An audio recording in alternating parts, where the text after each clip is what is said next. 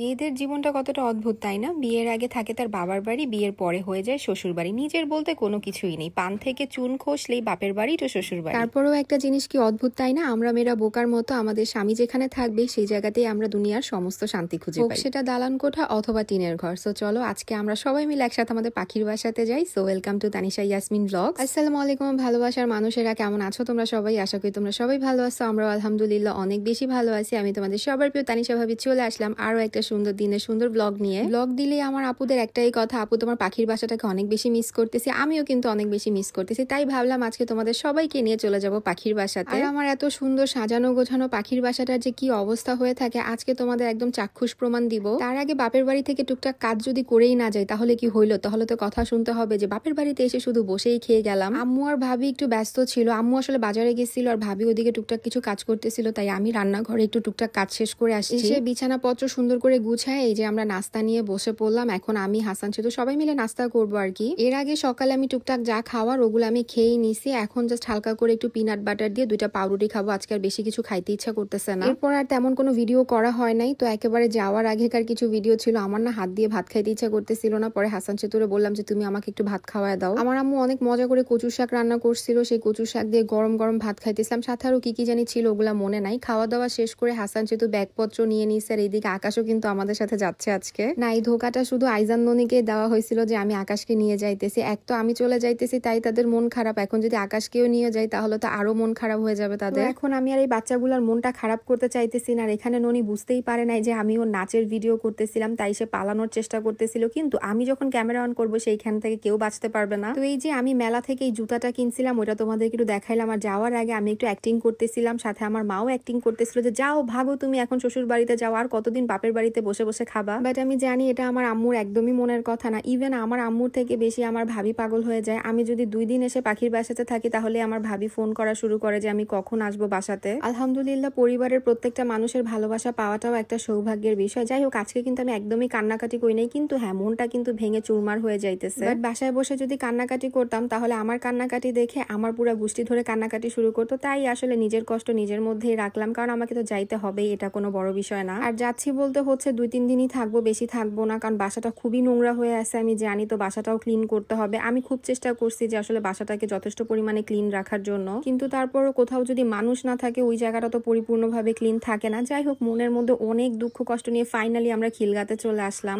But এখানে আসার পরে মনটা আলহামদুলিল্লাহ ভালো হয়ে গেছে। ফার্স্টে উপরে ওঠার আগে নিচে বসছিলাম, এখানে আমার শাশুড়ি আম্মা গরম গরম রুটি বানাইছিল, সাথে মুরগির মাংস আর সালাদ দিয়ে খেয়ে উপরে চলে আসলাম। এই যে নিজের ঘরে চলে আসছি, এখন দেখো আমার চেহারার মধ্যে একটা অন্যরকম গ্লো কাজ করতেছে না? মাশাআল্লাহ। তোমাদেরকে হাসান সেতু বলতেছে আসো তোমাদেরকে একটা জিনিস দেখাই, দেখো বারান্দাটার কি অবস্থা হয়ে আছে। মনে হচ্ছে আমি সমুদ্র সৈকতে চলে আসছি। আর বালুর মধ্যে আমার জামাই খুব সুন্দর করে আমার নাম আর তার নিজের নাম লিখতেছিল। এই ধুলাটা দেখে আমার যেমন গাটা গিট গিট করতেছে, আমি জানি এরকম তোমাদেরও শরীরটা গিট গিট করতেছে। বাট আলহামদুলিল্লাহ লাইফ সেভিয়ার একটা আন্টিকে পেয়ে গেছিলাম। আমি বাসায় আসার আগেই হচ্ছে আমার শাশুড়ি আমার আন্টিকে বলে রাখছিল যাতে আমি আসলে আমার সাথে টুকটাক একটু কাজে হেল্প করে, যেহেতু ঘরটা অনেক বেশি নোংরা হয়ে আছে। বাট এইদিকে আমার জামাই তো হচ্ছে পিঠ দিয়ে আকাশ ঠেলা মানুষ, ও বলতেছে তুমি জাস্ট আধা ঘন্টা বসবা, আমি সমস্ত কিছু ক্লিন করে দিব। একটা মহিলা মানুষ ঘর ক্লিন করলে যেরকম হয় ওরকম কিন্তু একটা পুরুষ মানুষ ক্লিন করলে কখনোই হয় না। বাট আলহামদুলিল্লাহ ও যে বলছে বা আমাকে টুকটাক আগায় দেয়, এটাই আমার কাছে 7 কপালের ভাগ্য, এটাই আমার কাছে অনেক বড় পাওয়া। এখন আসলে তেমন কোনো ডিপ ক্লিনটা করবো না। আন্টি হচ্ছে ঘরটা ঝাড়ু দিয়ে সুন্দর করে মুছে টুছে দিয়ে গেছে। আর আমি কি করছি জানো, একেবারে আলমারি দেন ড্রেসিং টেবিল, ওই যে আমার লম্বা মিররটা সমস্ত কিছু মুছে ফেলছি। ডিপ ক্লিন না করলেও আমি চেষ্টা করছি পুরো 70% ক্লিন করে ফেলার জন্য। এখন জাস্ট পর্দাগুলা চেঞ্জ করে ফেলবো। বাট পর্দা হচ্ছে আমি নতুন কিছু পর্দা কিনবো, দেন চেঞ্জ করব।